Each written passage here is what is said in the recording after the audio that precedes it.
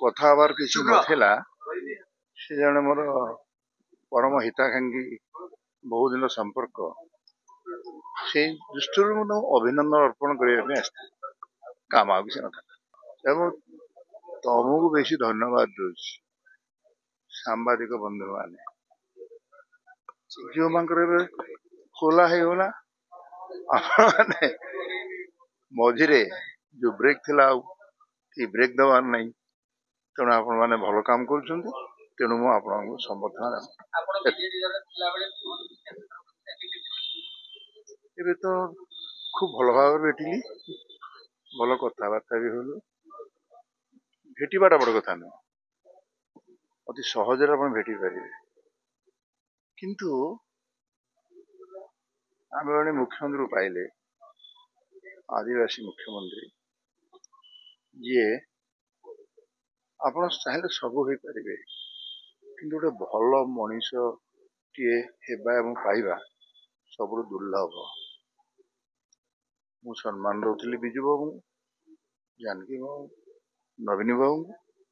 ତେଣୁ ଆକୁ ଟିକେ ସ୍ୱାଗତ ସମ୍ଭାଷଣ ଅର୍ପଣ କରିବା ପାଇଁ ଆସିଲା ବେଳେ ଦେଖିଲି ଯେଉଁଭଳି ଭାବରେ ମତେ ଭଲ ପାଇବାର ଯୋଉ ମଣିଷକୁ ସେଟା କ୍ଷମତାକୁ ଆଉ ଟିକେ ଉପର ପାହାଚରେ ଚଢିଗଲେ ମଣିଷ ଭୁଲିଯାଏ। କିନ୍ତୁ ସେଭଳି ଲୋକ ନୁହେଁ, ମୁଁ ଆଗରୁ ଜାଣିଥିଲି।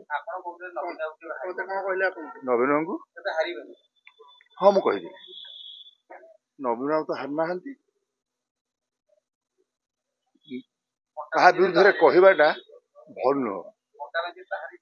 ଶୁଣନ୍ତୁ, ହାରିବା ଆଉ ଜିତିବା ଲାଗିଛି। ମୁଁ ସେ ଉଦ୍ଦେଶ୍ୟରେ କହିନଥିଲି, ଆପଣ ବୁଝିବା ଦରକାର।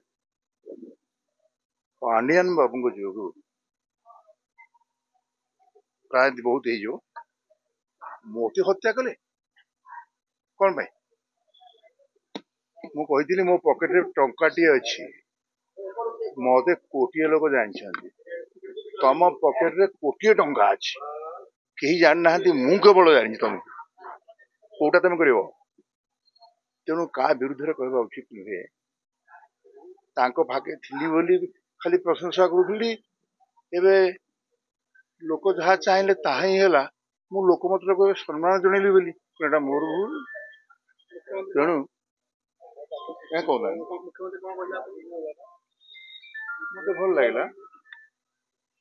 କହିବେ କଣ, ସେ ଯୋଉ ଚିହ୍ନିଲେ, ଜଣେ ଜଣକୁ ଚିହ୍ନିବାଟା ହଉଛି ବଡ କଥା, କହିବାଟା କିଛି ବଡ କଥା ନୁହେଁ।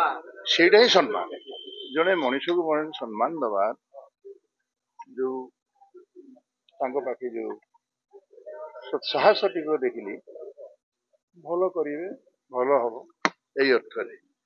ଆଉ ଯୋଉମାନେ ଚାଲିଗଲେ, ଭାବନ୍ତୁନି ବିଦାୟ ନେଇଗଲେ, ଚାଲିନାହାନ୍ତି, ବିଦାୟ ନେଇଗଲେ, ଆପଣ କହିପାରିବେ ରାତି ପାଇଲେ କଣ ହବ? ଆଜି କଥାଟା କହିଦେବେ। ତେଣୁ ସେଥିପାଇଁ ଗର୍ବ କରିବା କିଛି କାରଣ ନାହିଁ। ସିଂହାସନକୁ ଆସିଲା ମାତ୍ରେ ଯୋଉ ସ୍ଥିତାବସ୍ଥାରେ ମଣିଷ ଥାଏ, ବହୁ ଓଲଟ ପାଲଟ ହେଇଯାଏ।